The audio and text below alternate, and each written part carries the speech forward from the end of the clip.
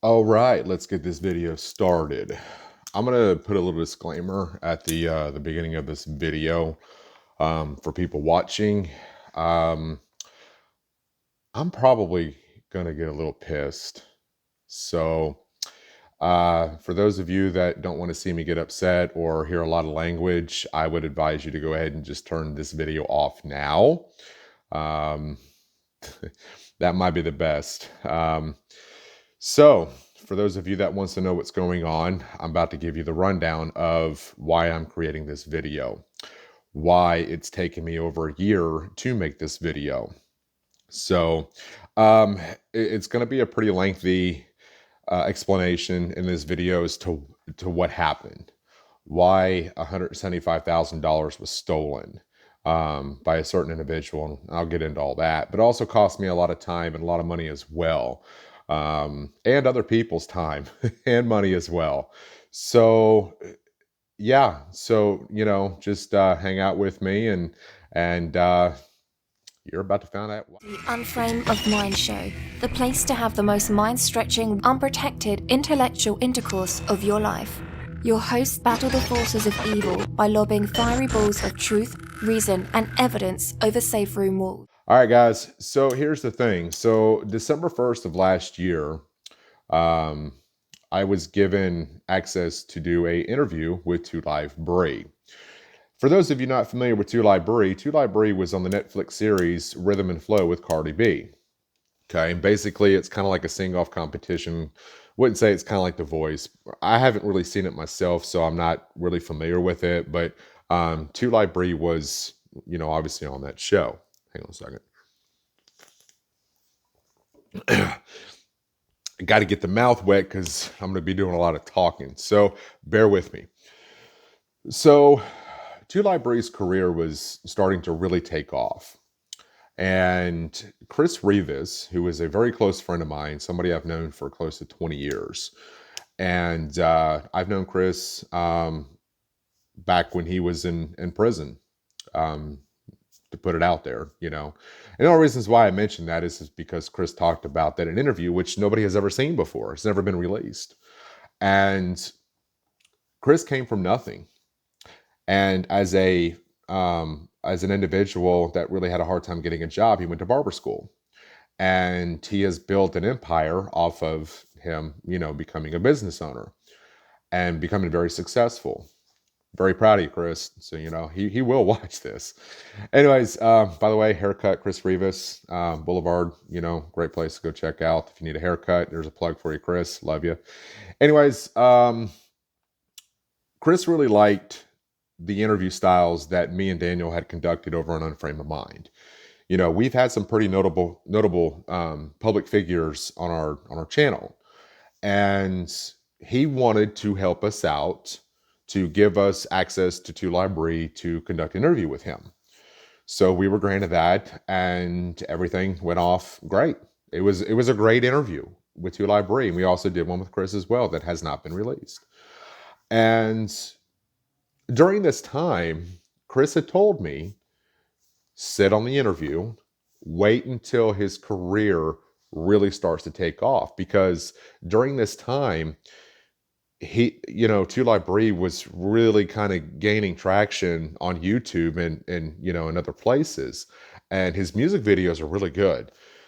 So 2LiveBre was averaging about 250,000 views per video. You can actually go to his YouTube channel and see the the view count. He was doing quite well. And so Chris told me to hang on to the interview. He wanted to wait until 2LiveBre had become more successful. Then we would drop the interview. And now what that does in return for us is that we gain a lot of his fans to see the kind of interview styles that we do over at Unframe of Mind and the guests that we have. So this was just kind of like a trade-off between two friends trying to help each other out. Well, more or less he was helping us out than we were able to help him. But it does get Bree's name out there this time last year is kind of what the premise of the whole conversation was about. So the interview included several cameras, very expensive equipment, lighting. I mean, we were using drone footage and use a Porsche to do the actual intro. This was actually, the backstory to this was a series that we had planned on pitching to Netflix at some point, called the Life Beyond series. And we were in the processes of getting interviews with celebrities, mainly musicians, okay? And we were gaining some momentum with this, and then all of a sudden COVID hit, and then all of a sudden, Netflix wasn't doing anything because of COVID. So that really kind of set us back. We weren't able to pull that off like we wanted to. It was very unfortunate. But it it really pissed me off because we were like that close. Now you have to understand the music industry. It is very cutthroat. And what I mean by that is this kind of stuff happens. And you can't predict the future. You can't predict that COVID was going to happen, shut everybody down over in Hollywood, that, Netflix and Amazon and all these other places just weren't shooting anything else at the time. They weren't accepting new applications for any other shows, stuff like that, which we understood. So going back to the whole 2LiveBre interview. So during this time, Chris was the manager for 2LiveBre, okay, under Boulevard Records. And it seemed like a really great relationship between the two of them. I mean, everything, from the videos that I've seen and the photos, and, I'd see Bree up at the barbershop and Chris would talk about Bree and so forth. They had a great chemistry. That was the impression that I got. And even meeting Bree was so well spoken. He was very positive, energetic, and he was the kind of artist that you really didn't see, as far as his personality, goes. And it was kind of refreshing. Little did I know that everything that 2LiveBre was doing was a facade. It was a show. It was he was playing everybody. And so moving forward, I reached out to Chris and I said, "Hey," I said, I'm still sitting on these 2 interviews. When do you want me to release them?" And he said, "Just hang tight. We got some things in the work." And I said, "Okay, that's fine." I trust Chris. Chris trusts me. We've got a great relationship. Him and I are both close. I trust what he tells me, and he trusts what I tell him. So it's a great friendship that him and I have, and it's been that way for, like I said, almost 20 years. And Chris has a lot of respect for me, and I have a lot of respect for Chris. There is that loyalty between him and I. And, we've never had a disagreement. We get along great. That's how friendships are supposed to be. That's how business is supposed to be conducted and handled between 2 people, such as me and Chris. What you people don't see on the backside of what I do, I'm the guy behind the scenes, the mover and shaker that makes things happen that you don't hear about. I've been doing this for a long time in the music industry. So it's not like, this is something that's foreign to me, because I'm very familiar with it. I have sat down and I've had conversation with major labels and celebrities and music artists. This is not the first time I've done this. So I kind of knew what to expect. And so, anyways, moving forward, just a couple of months ago, I go in to get a haircut from Chris, and he fills me in on that 2LiveBre is no longer with Chris. He's no longer his manager. And I said, "What the hell happened?" Well, apparently, 2LiveBre stole $175,000 from Chris. $175,000 from Chris. Most of us that are watching this, or most of you that are watching this video right now, don't even make $175,000 a year. This kid took $175,000 that did not belong to him. And before we get into speculations, well, Anthony, how can you prove that? Trust me when I tell you, I've got a great relationship with Chris. I have, let's just say that I have my resources and ways of finding out that this is legit. Okay. And that's all I'm going to say. I can't really say anything else because there is a pending lawsuit against 2LiveBre. Now, what a lot of people don't know is they shot over 2 years worth of music videos, or not music videos, well, maybe music videos and music that has never been released. Chris owns all of it. So I don't know what's going to happen in court, but what I will tell you this is that 2LiveBre is going around on the internet, because I've been keeping up with this. He doesn't know that. And of course, everybody's knowing what's going on now. And so 2LiveBre is going around on the internet playing this off as it's no big deal. How he's not even talking about it. He hasn't said one word about it. Why? Because that looks bad on your image. So the image that 2LiveBre has decided to go with is I'm a reborn Christian and I was recently baptized and all this other shit that he's selling to his fans and to people that he's doing interviews with. He's a fake, he's a fraud, and he is a liar. And that's what gets me is that, you know, I've been in this industry for a long time. And I understand the ins and outs of how this works. I understand that you have to put on a certain kind of, you know, image to uphold in front of your fans. You know, and even some of the talent scouts and you know, executives, that's just how it is. But when you start to believe your own product for so long, you don't realize what you're doing. I see right through it. And here's the thing is nobody else is willing to speak out about it. Actually, nobody really knows about it, except for those closest to Chris. Now, what does that do for me? This video doesn't do anything for me because I'm sitting on a ton of hours worth of video and audio I can't do anything with because of this lawsuit. It does not make any sense for me to release this interview where it makes Chris and 2LiveBre like they're still together, they're buddies, when in fact that they're not. This makes absolutely no sense on my end from a business standpoint. Okay, so Chris will agree to that.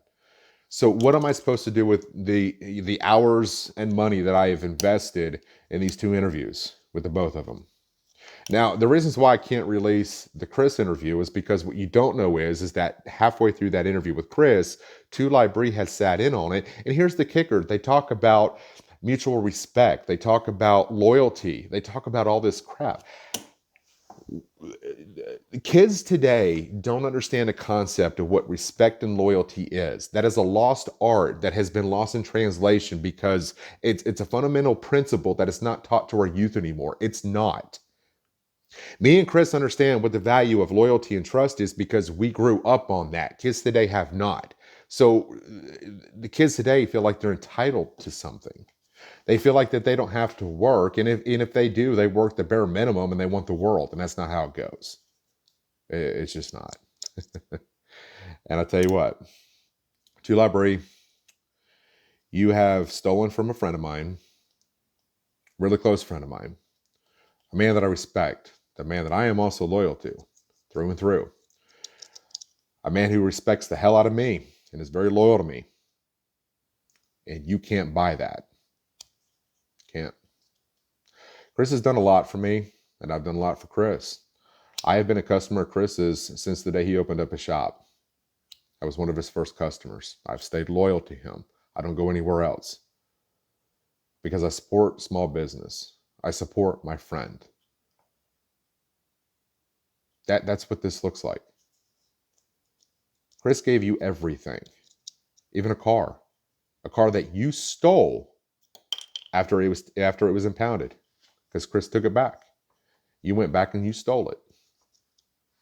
I can verify that the car was not in your name. It did not belong to you. I can also verify the transactions that were made, the $175,000 that was taken. I can't do anything else but say that I can verify it because, well, let's just say that there's certain things that you just happen to glance over and see sometimes. But outside of that, I can't go any further into detail. I can't show you anything until after the lawsuit is final. And at which time an interview will be conducted with Chris to give his side of the story. And when that interview does happen, I will then release the original interviews because I want people to see the con the manipulating con artist that you are to your fans, the way that you sit there and you tell people that you're a reborn Christian. Hey, and if you are, good for you. But let me tell you something. If you're a reborn Christian, you better repent for your sins and things that you have done, and you better pay back Chris every bit of that 175. I'm sorry, $175,000 to be more specific. And I tell you what, and if you don't do it soon, I'm going to make sure that your career in music is no more. I have the resources and I have the people to make sure that that happens. It's not a threat. You don't steal from people. You don't do this shit to me. You might think it's okay. It's not. You better make it right. You have one opportunity in life to undo the things that you've done wrong. Because trust me, at almost 40 years old, I've done a lot of wrong things in my life that I had to make right. So my advice to you, kiddo, is give that money back and walk away from the situation. That's my best advice to you. For the other people that are watching this that are 2LiveBre fans, and I'm sorry that I had to release this video, you know, I hope that you understand the kind of image that this young man is portraying to you is not who he is. And, you know, and to be honest with you, Bree, and I'm just going to talk to you because I know you're going to see this video. I know it's going to piss you off, and I really don't give a shit. Because anybody that knows me knows that I don't have that give a shit attitude. See, you have to understand something. In this business, I understand why people are assholes. Chris told me the exact same thing. Because nice guys in this business get taken advantage of. That's why your CEOs, your executives, people in the music industry are dickheads. Because they don't let people take advantage of them. You took advantage of Chris. You took advantage of me and others. This is why we've become these dickheads. This is why we become these assholes.